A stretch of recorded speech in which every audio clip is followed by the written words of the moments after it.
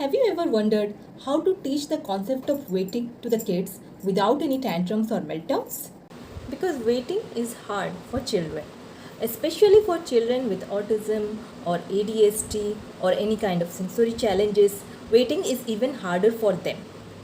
If you find waiting is hard for your child, then you can try giving them a fidget toy while they sit in the waiting area.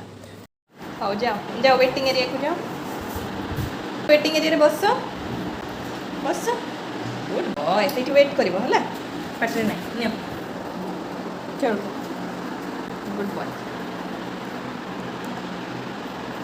It's not just play, it's the tool that helps them understand that I can wait and I have something to do while I wait. ଆସ ଚଳ ma'am ଡାକିଲେ very good ଦିଅ ମୋତେ puppet ଦିଅ beats କରିବା thank you ଚଲ